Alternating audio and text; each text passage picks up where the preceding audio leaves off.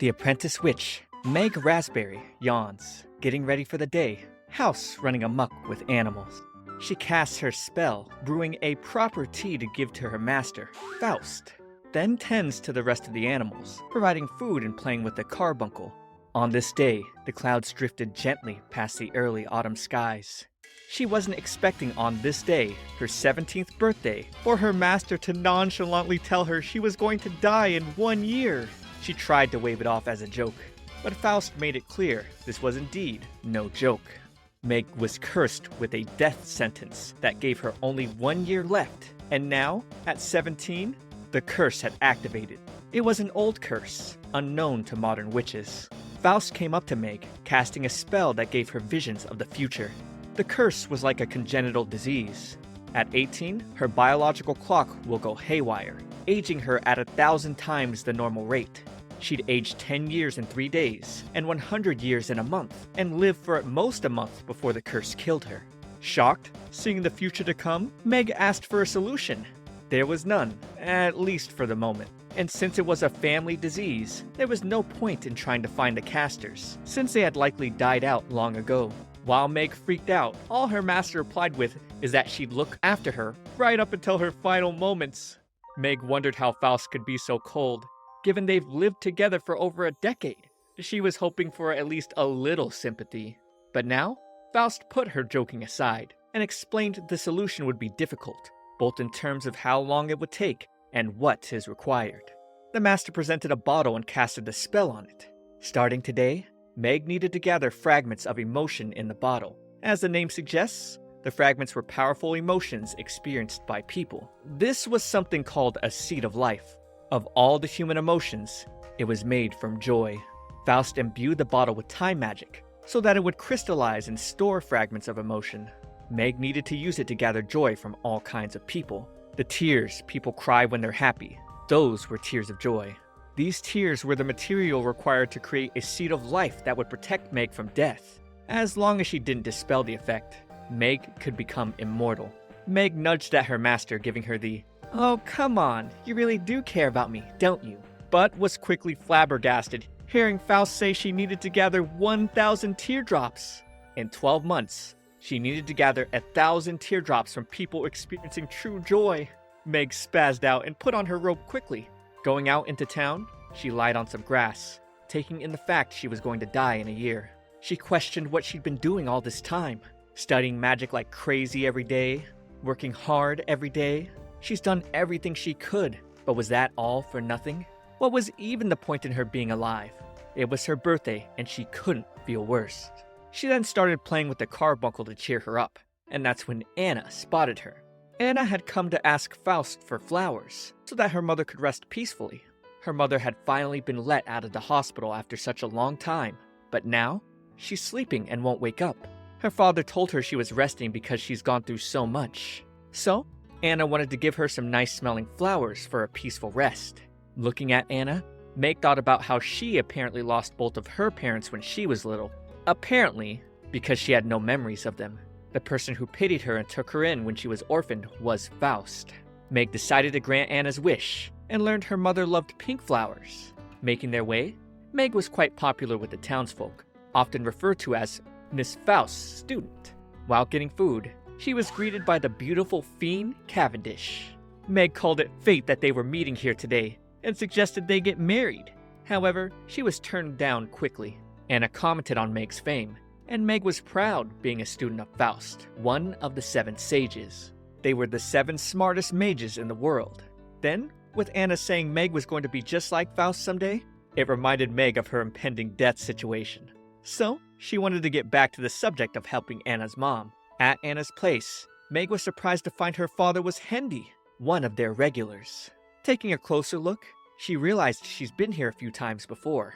He often ordered magical remedies from them. Hendy unfortunately didn't quite remember his wife's favorite flowers either, and suggested they may learn something by checking one of their photo albums. With Anna going to retrieve it, Hendy and Meg talked about how healthy Anna grew up, considering how sickly her mother had always been. His late wife was delighted about that too. It had been less than a week since she died. Anna brought the photo album out, and they smiled over all the wonderful trips Hendy and his wife had been through. He noted a particularly strange experience he had with her traveling in the Far East. They visited a temple on the mountainside and it snowed, even though it was a bright, warm spring day.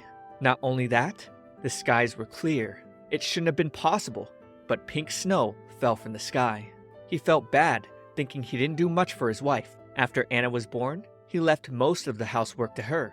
He worked hard to feed his family, but had he known this would have happened, he would have found a way to travel more. Anna took Meg to her mother's grave, admitting she knew her mother wouldn't wake up ever again. But she still wanted to know if the world's greatest witch could wake her up. Sadly, Meg replied, no. Right before her mother went to sleep, she told Anna to look after her father. Anna knows her dad's been down lately. He was always looking at pictures of her mom with a sad face. So, she thought her father would feel better if her mother slept peacefully. She wanted those flowers for her mother to rest peacefully, so her father would feel better. Hendy hurried over to them, escaping from his afternoon rounds of work. He wanted to know if Meg found out his wife's favorite flower. Meg then brought up the roses, cornflowers, and irises. His wife displayed flowers that symbolized the places she visited. Perhaps she was trying to show Anna the world by displaying flowers from countries she loved. But there was one last flower she couldn't get. Maybe it was the one she wanted to show Anna the most. Meg told Anna about a tree in the Far East called a Yoshino cherry. It was a type of cherry blossom that bloomed in early spring. Meg then pulled out some petals out of her pocket and began calling for the fertility of the land, pleading for a miracle to revive the colors of the past. She casted a spell to summon a flurry of beautiful cherry blossom petals. It was just a temporary illusion, but it worked so well, Meg wondered if she really created all this. She acknowledged the regret Hendy felt about the trouble he put his wife through, but assured him his wife definitely understood how he felt. All the herbs in their home were chosen by his wife for his physical condition. The herbs, the cherry blossoms, all the flowers. No one loved her family as much as his wife did. She then assured Anna her mother would be fine now, especially now that she was seeing the flowers her mother wanted to show her most. She didn't have to hold it in anymore. Meg told Anna she did a good job, causing the tears Anna held in to finally pour out. She missed her mother ever since she left. She knew her father was sad that her mother was gone. Hendy then embraced his daughter, letting her know he was okay now, and that he wouldn't let her feel lonely like this ever again. And with tears shed between the father and daughter, Meg collected the first two. Afterwards, Anna praised Meg on her exceptional skills, letting Meg know she was going to become just like Faust. Seeing the little girl gleaming, there's no way Meg could tell her she was going to die in a year. Hendy added his belief in Meg, saying one day she'd be even greater than Faust, the eternal witch. Meg could feel the pressure, but accept it. If she became a great witch, she promised to show them real cherry blossoms instead of an illusion. Back at home, Faust was glad her student reclaimed her light. Meg presented the bottle, asking if what she collected were tears of joy. But unfortunately not. They were tears that held a combination of joy and grief. At the very least, they were pure tears that held extraordinary power within them. They contained a beautiful, clear, and kind emotion. That was probably why the bottle accidentally collected them. Faust was still happy though, knowing Meg was a witch who could get people to open their hearts. Meg didn't think that was very useful, but now asked why Faust waited with only a year left to tell her about the curse. 5 or 6 years would have been better. However, Faust countered, asking if Meg really thought she could have succeeded with 5 or 6 more years. And even Meg knew the answer to that was no.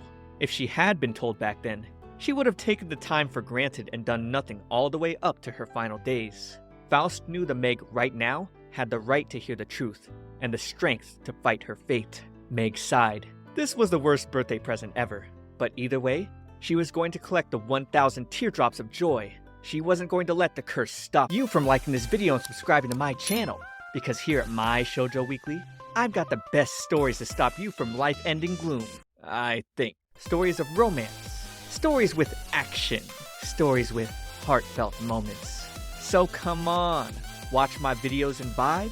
Please hit that subscribe or I'll die. A week passed since Meg learned she'd been cursed with only 1 year left to live. So she was quizzing her animals on what kind of pace she needed to collect teardrops with the time she had left. Giving it to the owl, it wrote she needed to collect a pace of 3 drops per day. Oh man, she worked pretty hard just to collect 2 the other day, and they weren't even tears of joy. Yet, she was supposed to work even harder for one more teardrop than that every day? With Fiend finding her frantic, Meg hugged into her chest, whining and tearful. After learning about Meg's ailment, Fiend observed the beautiful teardrops collected. She giggled, remarking Meg's kindness, giving Meg what she believed to be some legroom to ask for marriage. But she turned Meg down like usual. Fiend had come with a request for Faust to fix her watch, since the watchmaker couldn't fix it. Faust explained the watch's fairy had weakened. Fiend couldn't see them, but they were clear to Meg. Whenever anything organic or inorganic has fulfilled its function, a fairy enters it. Fairies were the driving force that made things work. Fiend was sad, believing her watch might not be fixable. However, Faust suggested Meg take her to Zeppetto's shop. He was a watchmaker and a master of his craft, who could likely fix what would stump an average watchmaker. Zeppetto observed the style of the German military watch to be rather old. It was high quality though. Each part was expertly crafted. He could sense the maker's dedication within. With him taking the time to try to fix it, he had the two girls clerk for the shop. Meg wondered why Fiend couldn't just buy another watch, but Fiend admitted she had a personal attachment to it, commenting in reply that Meg had never been particularly sentimental about things. She wondered how Meg could be so lax, knowing she was going to die in a year. But for Meg, the idea didn't feel real. She'd never been much of a worrier. Meg was surprised, seeing her friend in tears crying over her. Thinking more about it, she realized Fiend was always this way. The two first met after she got beaten up by some town kids in a fight. Fiend put a band-aid on her, crying because the beating looked painful and she felt sorry for Meg. Meg was optimistic though, telling Fiend not to cry because she'd rather see her smile. Fiend hadn't changed one bit. She was as kind as she's always been. Meg was positive, telling Fiend she was at her cutest when she smiled. She promised she had no intention of dying. After all, she still needed to see Fiend go to university, graduate, attend her wedding, and see her grandkids. But she'd definitely give Fiend's husband a good thrashing. Zeppetto then returned, letting them know the watch was at the end of its life. Fiend accepted, remarking it was a memento from her grandfather. This made Meg remember Fiend sobbing during her grandfather's funeral. Meg had a suggestion, a memorial ceremony which is traditionally conducted. Objects were thanked for their years of service, and beseeched to rest in peace. She placed the watch down within the incantation circle, giving appreciation to the hardworking spirits that wander peacefully in sleep.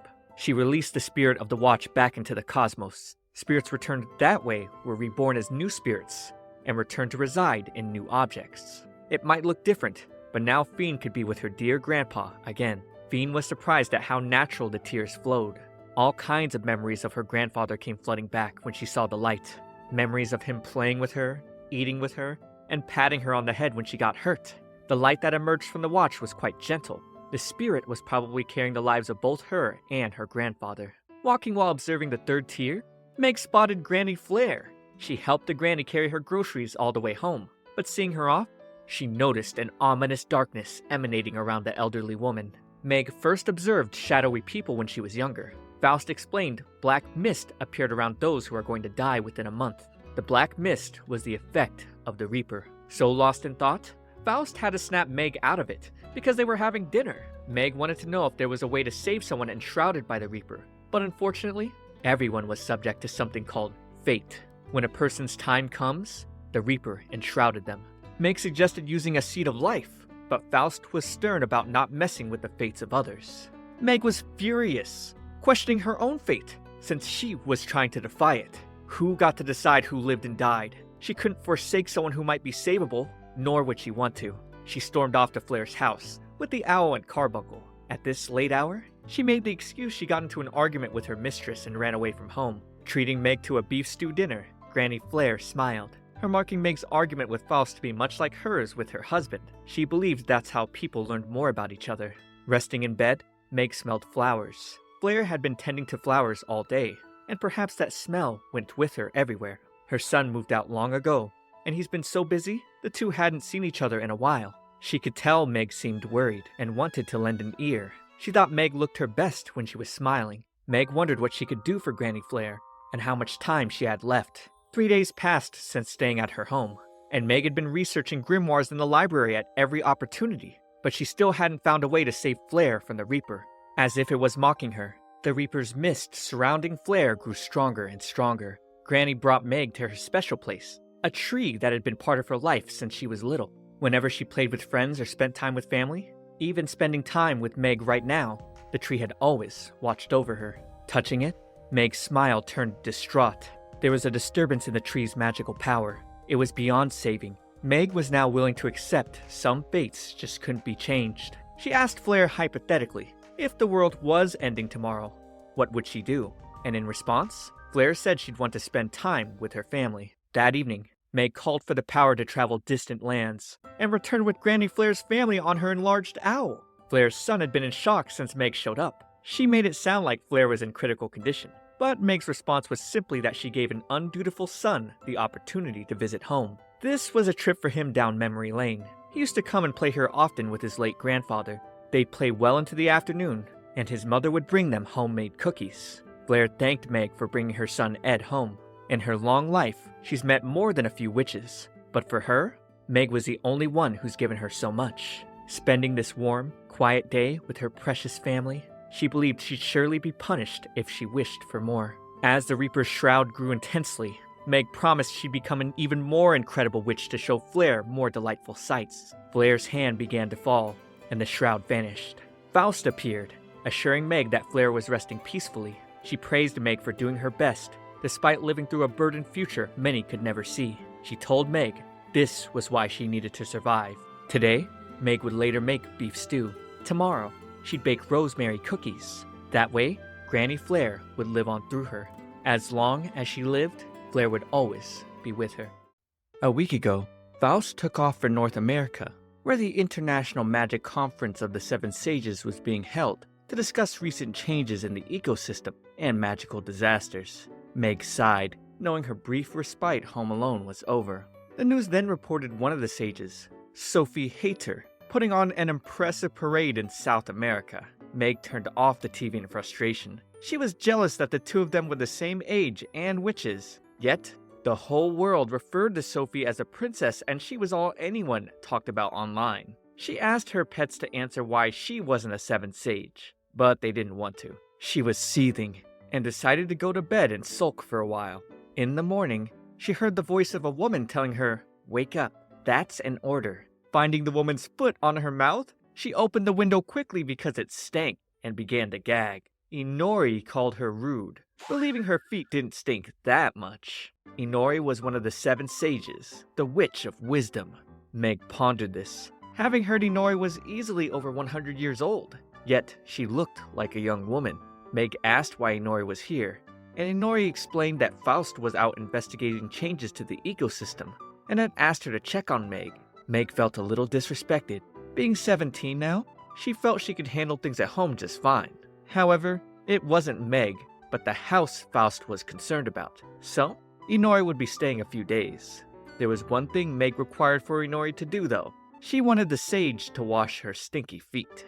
Meg served some tea, and with Inori learning how competent Meg was with magic, she asked if Meg had a nickname yet. But no, she was just the world's greatest apprentice. We learned that skilled sages earn nicknames from the council. It's proof that they're first-class witches. Inori expressed interest in more of Meg's homegrown herbs, so Meg offered to show off the garden. She wanted to pick an infusion of mint oil that could make Inori's feet smell lovely.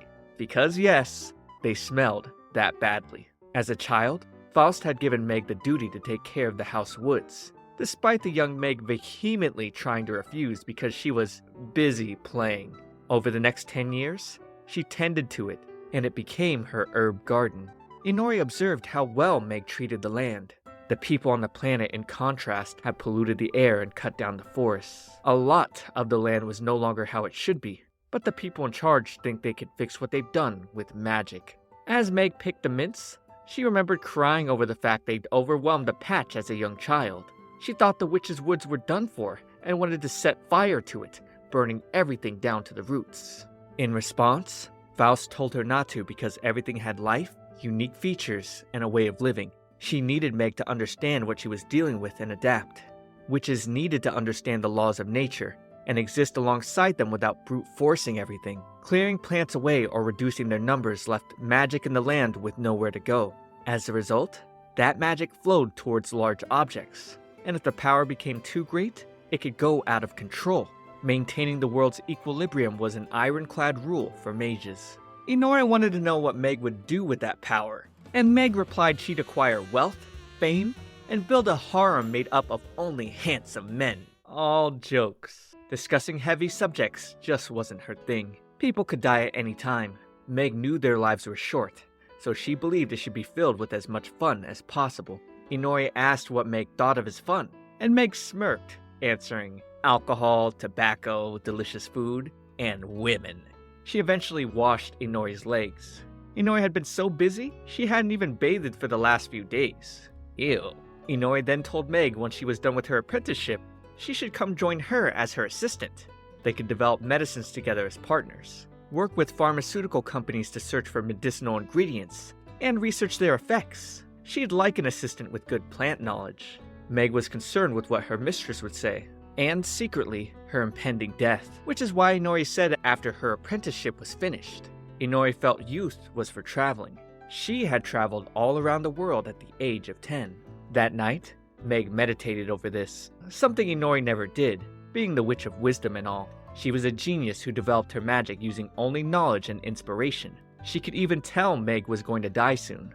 All her reactions seemed a bit flat when they were discussing the future.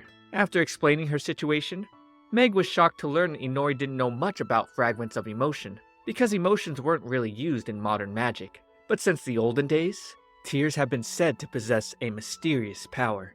Inori observed the bottle and explained her method to collect 1,000 teardrops would involve gathering data and designing medicines or spells to recreate conditions that cause them. She was quite mechanical as a scientist. Meg admitted she felt elated being invited as Inori's assistant. She had only ever lived in Lapis. She used to be excited standing in front of a door leading to the rest of the world. People say she was monstrously positive, but even she knew collecting 1,000 tears of joy in 1 year was close to impossible. Inori asked if she was giving up, and that's when Meg realized she'd been working on accepting death instead of trying to live. Inori broke into sudden laughter over Meg's stupidity for almost giving up but not realizing it. She then decided to show why she was one of the 7 sages. She snapped her fingers, revealing the starry sky, one you'd have to travel to the ends of the world to see. Then, with a single wave, a star shower rained. She did this by changing the paths of the meteors a bit. Meg realized something seeing this meteor shower. The potential of magic was limitless. Inori wanted Meg to wish for survival, to become a witch who goes out into the world. With Faust returning home, she was greeted by the other 2 stuffing their faces. Inori then grabbed onto Meg, asking to have her as a future assistant. Faust didn't think that was a bad idea, should the time come. And so, Inori told Meg not to die. She wanted Meg as her right-hand woman. Meg swore on it, vowing to become a greater witch than both her and her master. The Witch of Wisdom gave her a dream, one waiting for her once she overcame this year. A dream of possibilities and a world she hadn't seen yet. Several weeks later, the news reported the Otherworld Festival was just 1 week away.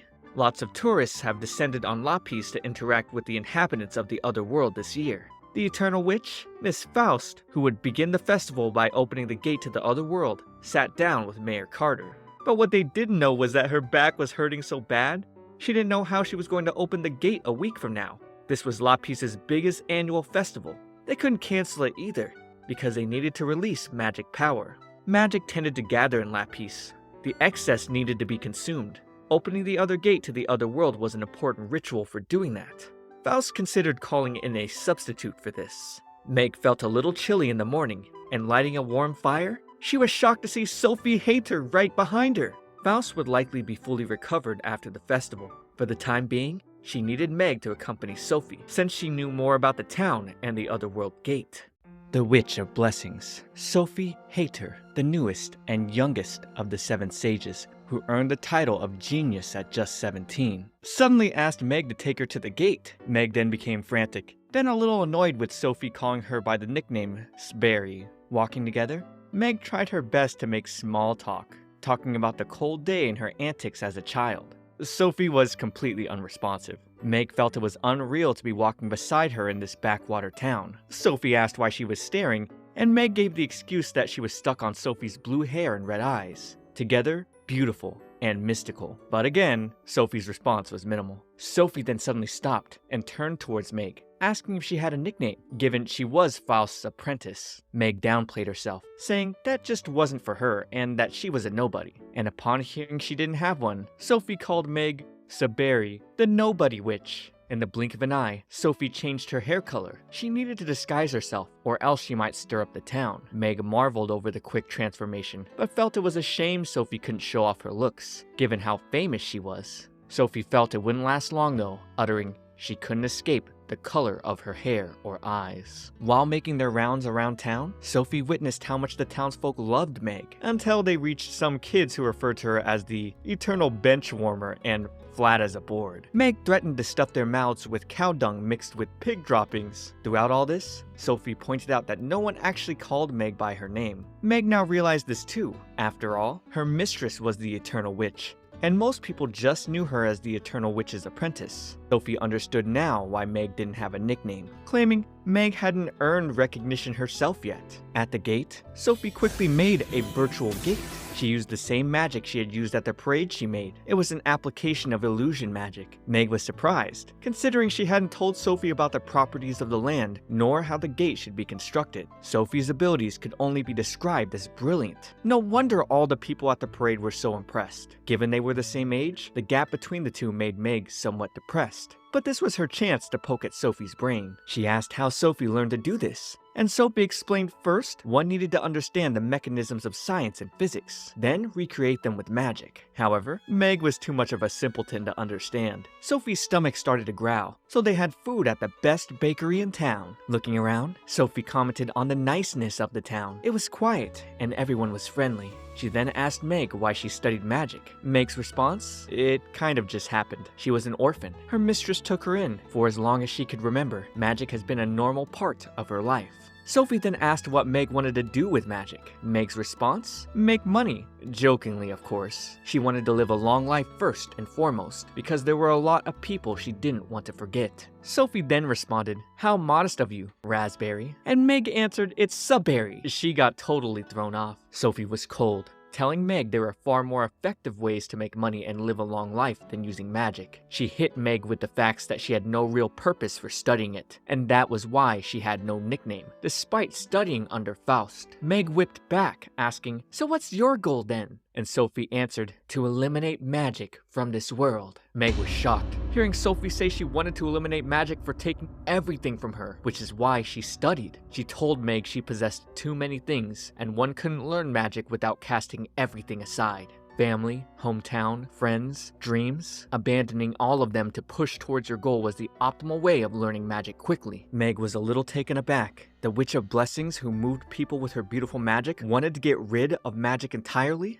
But the mood was lightened with Sophie stealing Meg's food. That expression Sophie made earlier though, Meg could hardly believe that was real. She scared her owl screaming that night. Meg thought while it might be true, if she'd never gotten into magic, her beauty would have made her a billion-dollar actress, and she might not have been cursed with 1 year left to live. But petting her two cuties, she thought about all the bonds she wouldn't have with the people she cared about if magic never existed. Later that evening, Faust was finally back on her feet, but still recovering. Having tea together, Meg told Faust what Sophie told her, that Sophie wanted to eliminate magic, and that she possessed too many things. Faust replied that from Sophie's perspective, this was probably true. Sophie was 5 years old when she left home and began her magic studies. Faust believed she was smarter than everyone, too smart for her own good. No one even tried to accept her. She was born in a small northern country with exceptional magic power. Because of that, along with her blue hair and red eyes, people called Sophie a devil child. Her brilliance from such a young age made the people around and her parents distance themselves from her. Then, when she turned 5, her magic blossomed. But in the north, where awareness of magic was still limited, it was seen as the work of the devil. Ultimately, she was taken in and raised by the Council of Magic, abandoned by those most important to her because of her great abilities. Even though Meg was similar in age and studying magic, she was surrounded by people. This likely made Sophie view her as privileged. Faust could tell Sophie performed magic all around the world because she still sought human connection, trying to use magic to reclaim what she lost because of magic. Meg couldn't compare to Sophie because she was a loud, stupid softie, and her only strength was her skill in the kitchen. However, Faust never once detected any hint of corruption within her, and believed the light inside Meg would melt the ice within Sophie. With Fiend arriving the next day, Meg did her usual play of asking to marry her. Observing the living room, it was filled with various materials collected by Meg, who explained opening the gate required constructing all 7 levels of magic techniques. Sophie then popped her head out, causing Fiend to rub her eyes. She couldn't believe the Witch of Blessings was here, and Meg referred to Sophie as her second wife.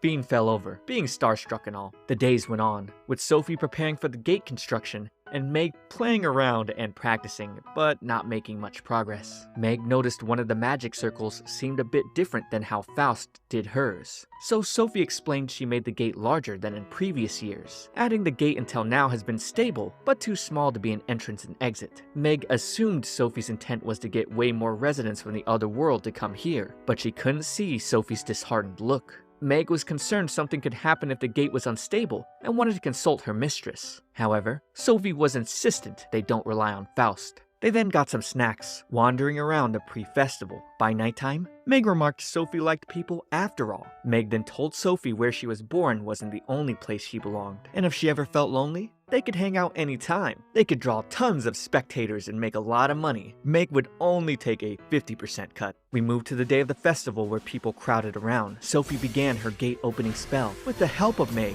but it shattered. The people were cheering because they couldn't see what was actually happening. Dangerous things could come out of the other world. Unknown pathogens and mythical monsters that didn't exist in this one. Things that could kill millions with a touch. The barrier that had crashed usually identified and removed those things. Meg reacted quickly, telling Sophie to reconstruct the barrier while she bought time using simple barriers. She blocked, casting faster and faster, until Sophie stopped her, having finished what she needed to do. The people cheered, looking at the fantastical display Meg had put on. Meg felt stupid. Learning the first barrier break wasn't really a problem at all. If left for a few days, it would have been troublesome. But since they dealt with it right away, it didn't have much effect. Sophie wondered why Meg took the blame for her mistake. Meg reasoned she ignored a potential problem, even though she had noticed it beforehand. On top of that, being an apprentice witch got off with just a scolding for making mistakes. She knew Sophie was trying to put on a good festival, and didn't want her to leave with bad memories of Lapis. Sophie then gave a heartfelt thanks,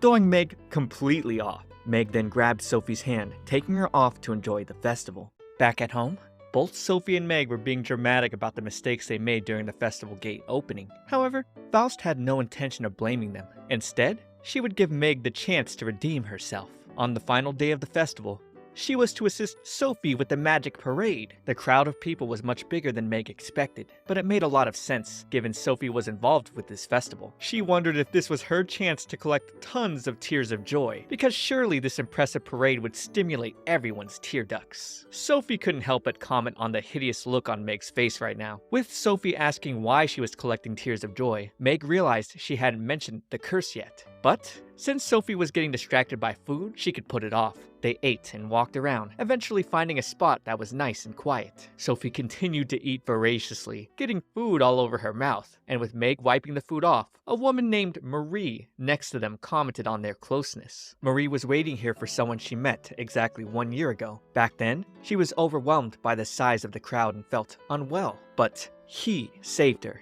Naturally, she was curious about him, given he was covering his face with a hood, but she immediately recognized he was very kind. He told her all sorts of things, about worlds she's never seen, sights she's never known, and people he'd met. She felt drawn to him. He apparently came to this town every year during the festival, because he loved the fireworks. Meg gasped, remembering Faust told her about the town's top fireworks specialist passing away after an illness. Meg brought this up to Marie, and the news disappointed her. Marie didn't quite know if she was in love with the man, but she couldn't stop thinking about the brief time they'd spent together. Meg told her not to give up, asking for Sophie's affirmation, only to see that Sophie ate her portion of the food again. The two's playful banter brought Marie a little joy through her disappointment. However, Meg wasn't going to let Marie call it quits. She told Marie to return tomorrow, because she and Sophie were going to find the man. Meg began looking all over like an idiot for some hooded man wearing a parka. Spotting one, she chased after him, causing the man to swiftly flee. But still, Meg pursued over obstacles using a gravity reduction spell. What she didn't know is that the reason she was able to corner the man was because of Sophie's illusory walls that led him to this point. Wolf Shin wondered what he did to deserve this, but with his hood coming off, he didn't want them to look at him. He explained when he first came to this town, he had been mistaken for a real wolf.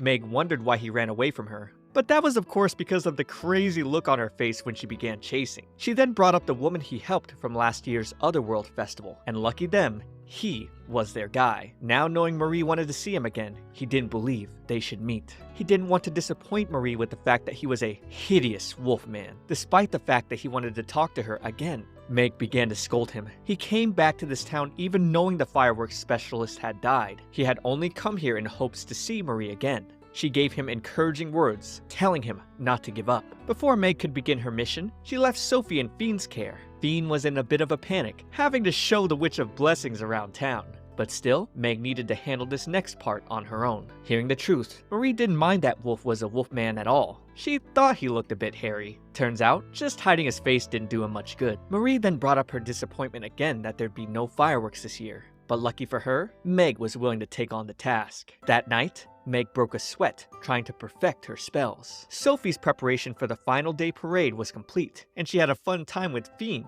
causing Meg to get hysterical. Sophie wondered why Meg was working so hard. She was always so busy helping others. Normally, people didn't get so involved. Sophie thought that was abnormal, saying something was wrong with Meg and that she was a freak. She then asked if it had something to do with the tears of joy, causing Meg to get nervous, but Meg explained it wasn't just that. She wanted the people who associated with her to smile. She wanted to give back, and felt if she could do something to help them, it gave meaning to her life. Sophie accepted that, but not as the answer for why Meg wanted tears of joy. She wanted Meg to spit it out. Otherwise, she wouldn't be able to sleep, tomorrow's parade would be a massive failure, her reputation would crater, and she'd end up on the street. Now learning the truth, Sophie clenched her fist. If magic didn't exist, Meg wouldn't be cursed. But still, Meg was grateful for magic. To her, magic was a bond. There were lots of people she'd met because of magic. Lots of people she's helped. Sophie was hurting, bringing up that she could just get rid of magic and then Meg wouldn't have to die. But Meg didn't want a boring world like that. Sophie shrieked, telling Meg she was wrong. Magic wasn't an ally.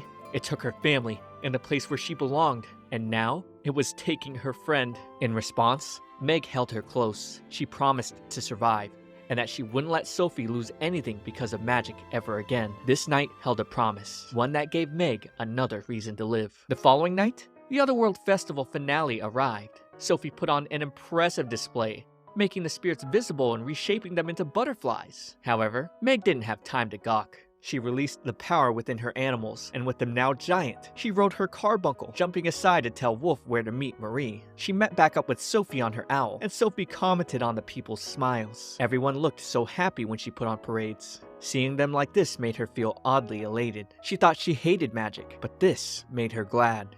Now, the two put on their final piece of the evening. Combining their magic, they lit off an array of fireworks for everyone to see. And above, Meg spotted Marie and Wolf together. So now she wanted to add more to the show, but unfortunately ran out of magic, causing her owl to shrink and her to begin plummeting downward. She was safely caught by her master though, commending her for the good showing. Faust then let Sophie handle the rest, and she fired way more fireworks than before. Meg herself had shot about 5,000 fireworks. Meanwhile, Sophie could launch 5 times that. And so, the Otherworld Festival came to a close. Lapis gave its friends from another world a proper send-off and returned to everyday life. Or so they thought. Meg was surprised to find Wolf still here, even though Otherworlders couldn't exist here for more than a few days after the gate closes. Faust explained the two lovers were seeking to form a contract before Wolf's time was up. They've resolved to live together in this world. Sophie took on the task of finalizing the contract, telling the two to promise her they'd be happy, and gave them rings that signified the contract was sealed. As long as the two wore them, they could always be together. The couple wept joyful tears,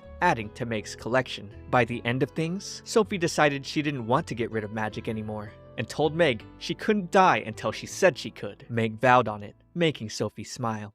In her room at night, Meg has been giggling like a disgusting maniac as of late. Faust barged in, finally having had enough. But Meg claimed she was just relaxing, adding that her laughter was that of a beautiful 17-year-old maiden. However, the complaints weren't coming just from Faust, but their familiars as well. Faust handed Meg a written complaint from the familiars, causing Meg to give a sinister look, wondering when her familiars learned to write letters. She looked back at her owl Snowy, who became nervous as Meg went on that he was the only one with the knowledge of written language. Meg then threatened him, mentioning that in the East, there was a skewered poultry dish called yakitori, and she heard wings, skin, and tail meat were good for that. Faust then told Meg to stop playing around, and picking up the tear collecting vial, she shook it, figuring now that this is what Meg had been laughing about. She pointed out it contained 40 tears of joy and 10 other types. The other 10 were still pure, so Meg could probably find alternative ways to use them if she looked them up. With Faust asking how Meg acquired them, Meg answered, helping people in the city, listening to them. She had quite the rhythm for collecting tears of joy now. She refined her senses, be it parents with their mischievous kids or frail-looking old people. She was quick to spot people who seemed to be in trouble and set her sights on them. She proudly proclaimed she collected tears of joy for breakfast now. Faust did not seem pleased hearing this, commenting Meg sounded so smug, and with Meg pointing out her accomplished big gig with world star Sophie, Faust put her foot down, banning Meg's use of magic from now on. Meg wasn't expecting that. Chatting with Fiend over tea, Meg didn't understand why she was being punished. She thought her master would have been impressed over how many tears she's collected. Fiend couldn't believe Faust would administer punishment without reason though.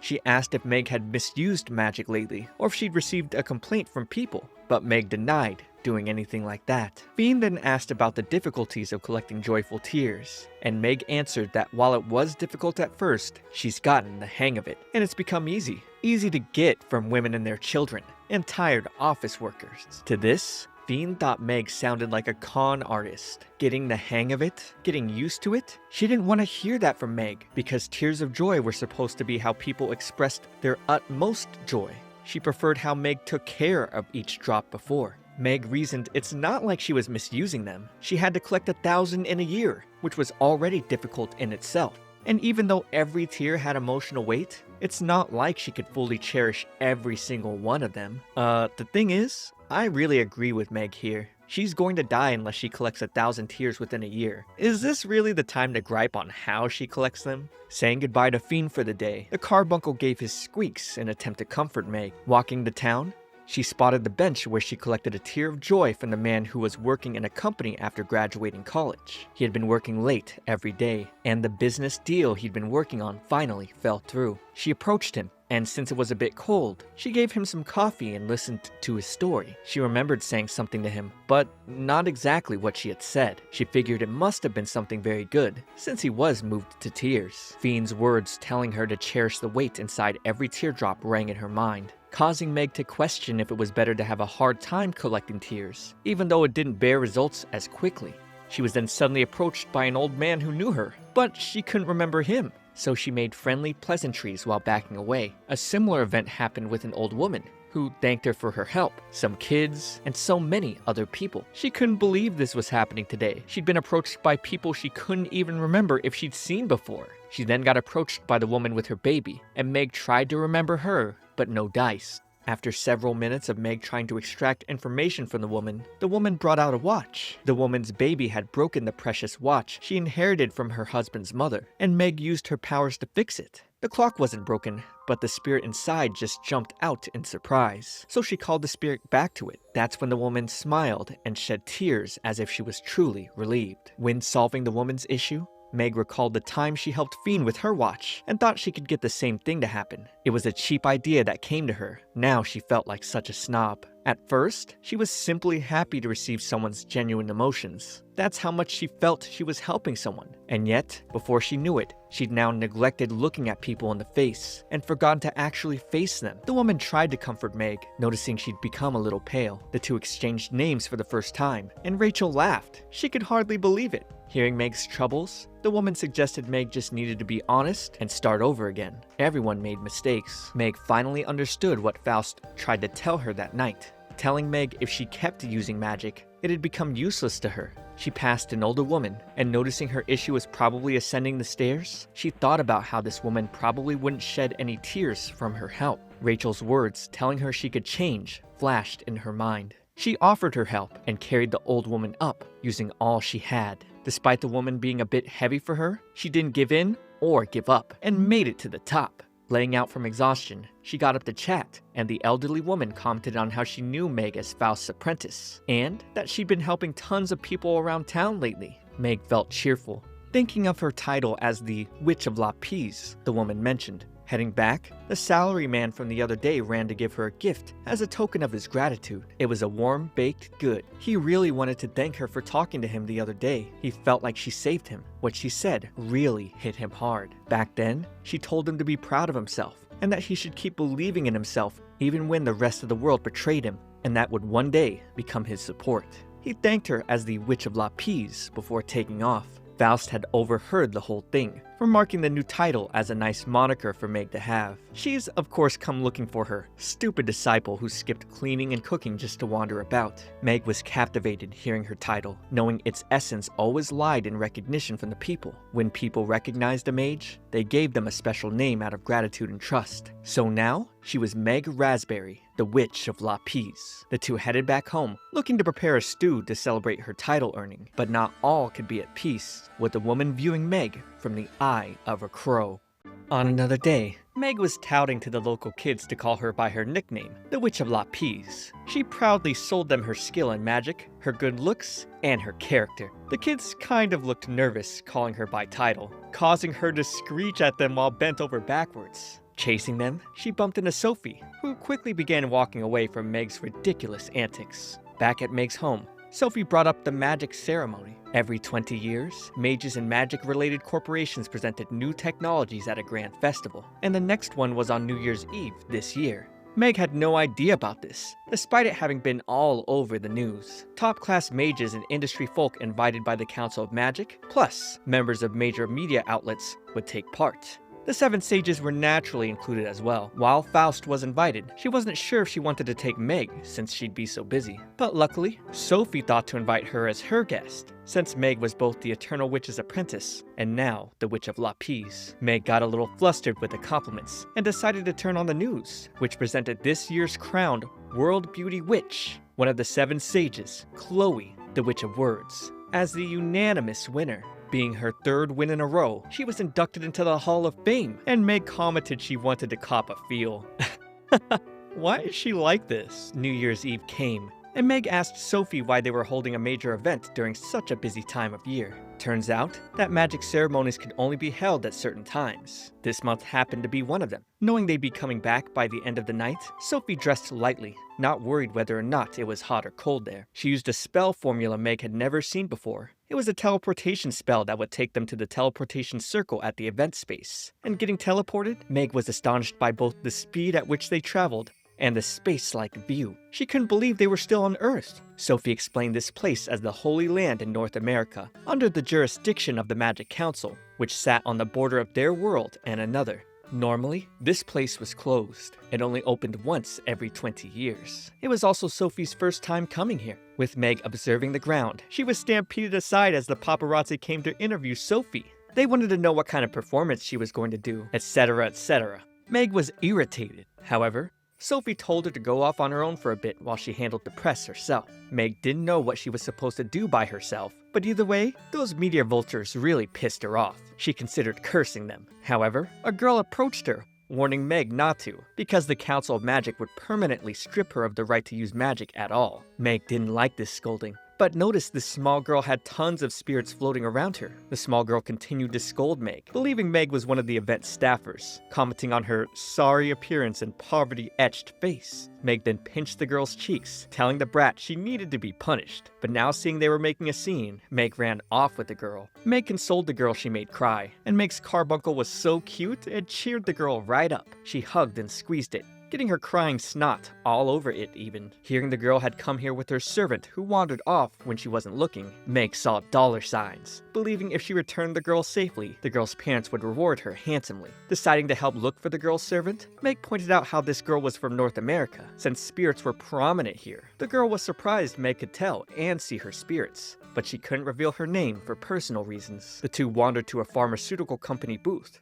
with Inori standing as developer and mascot. Inori was, of course, the most watched witch in the field of pharmacology. Meg commented on Inori's stinky feet, and Inori noticed, mouthing that she was going to kill Meg. So Meg decided to promptly leave. The two then decided to head over to the event Coliseum to watch some duels and witch broomstick races where they bet and lost money. They walked all over the place checking stuff out, but still hadn't found the girl's servant. The girl then mentioned she was hungry and ran off to the buffet, But as Meg was about to follow, she bumped into a mysteriously veiled woman who gave her an ominous vision. It scared Meg.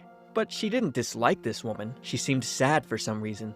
The woman instantly called out Meg's curse, letting her know that a cruel fate awaited her, and that even when her curse was lifted, she'd lose something important, something more precious and irreplaceable than her own life, something that she'd give her own life for. Meg was beginning to get consumed by the woman's message, but came back to her senses when the little girl tugged at her jacket. It was then Meg noticed the mysterious woman disappeared. Later, at the theater, Meg told the girl Sophie asked her to come watch her show. The girl was surprised Meg was so connected for a country bumpkin. The show started, and Sophie put on an impressive display of fireworks alongside the help of Snowy.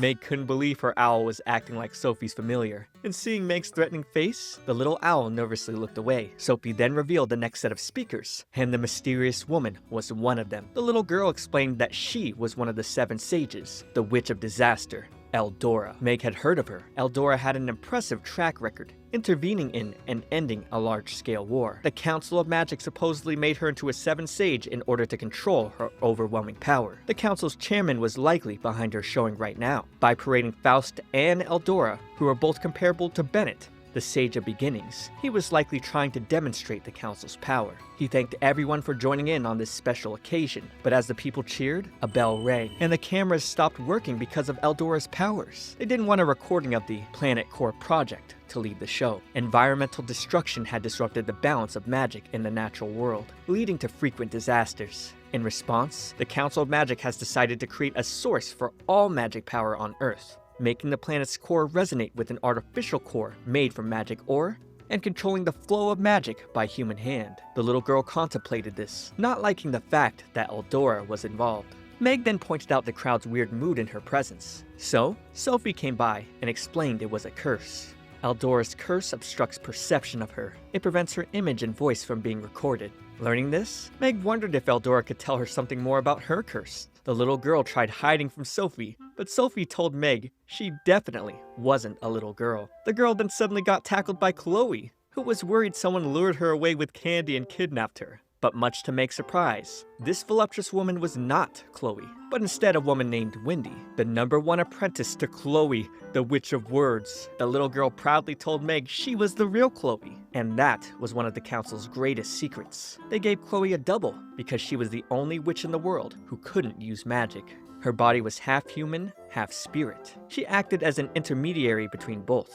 conveying their words. And since she couldn't use magic, she had no way to defend herself. So, Wendy stood in for Chloe while she worked behind the scenes. Sophie then revealed that Chloe was far older than them, over 150 years old, causing Meg to call her a legit lollibaba, making Chloe irritated as she explained time flowed differently for her, being half spirit and all. However, Chloe wasn't prepared for the fact that Meg was Faust's apprentice, and with Faust coming by because of the ruckus, Chloe doted all over her. She was a huge fan of Faust. They had a little comedic scene where Chloe claimed she was looking after Meg because she got lost, earning praise from her hero Faust. A bell then tolled, and the spirits turned into birds, signifying it'd be the new year soon, and thus, the place would be closing. They returned home, ending another interesting day, despite Meg not learning anything about her curse. What will she lose in the process of lifting it? Hopefully, we find out soon. Subscribe to the channel for next week's part, but for now, watch this next video. It's me, ComfyTea. I'll see you all in the next one.